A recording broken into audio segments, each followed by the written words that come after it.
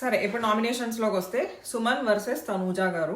అబ్బబ్బబ్బబ్బా అసలు ఏమన్నా నాకైతే ఇద్దరిని చూసి అబ్బా కమల్ హాసన్ అని అనిపించింది. కానీ ఒక్క కమల్ హాసన్ కాదు, ఇద్దరు కమల్ హాసన్ ఉన్నారా అని అనిపించింది నాకు. ఈయనేమో ఏడ్ చేసి సింపతి డ్రామా, ఆమెమో సీరియల్ డ్రామా. Wow amazing. ఒకళ్ళ మీద ఒకళ్ళు చెప్పుకోండ్రా అంటే నాకేం పాయింట్స్ లేవు అంటూ సుమన్ శెట్టి గారు ఒక సింపతి డ్రామా ఏడ్ చేసి, ఇది చూసాక ఓట్స్ అయితే గట్టిగానే పడుతున్నాయి సుమన్ గారికి.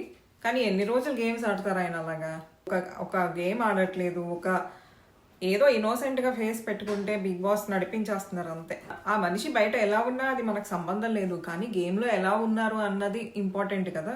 సో అన్నీ చూసుకోవాలి కదా. ఇటు సైడ్ తనూజా గారి యాక్టింగ్, సీరియల్ యాక్టింగ్.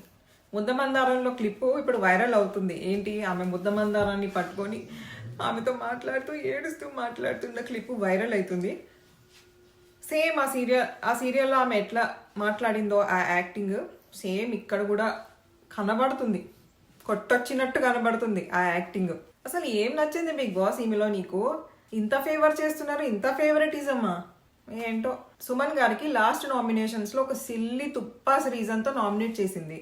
ఆ తర్వాత అంట సుమన్ అన్న సూపర్ హీరో అయిపోయారంట, కెప్టెన్ అయిపోయారు, ఆ తర్వాత చాలా మారిపోయారు, కనబడుతున్నారు అంట. ఎక్కడా కనబడతలేదే. సరే కెప్టెన్ అయ్యారు, ఎందుకు? గౌరవ్ ఆడడం వల్ల కెప్టెన్ అయ్యారు. ఏదో లక్ కలిసి వచ్చి అయ్యారులే కానీ ఆయన చెప్పింది ఈయనకు అర్థం కాదు, ఈయన చెప్పింది ఆయనకు అర్థం కాదు. ఆయన వాకీ టాకీ కూడా సరిగ్గా పని చేయలేదు.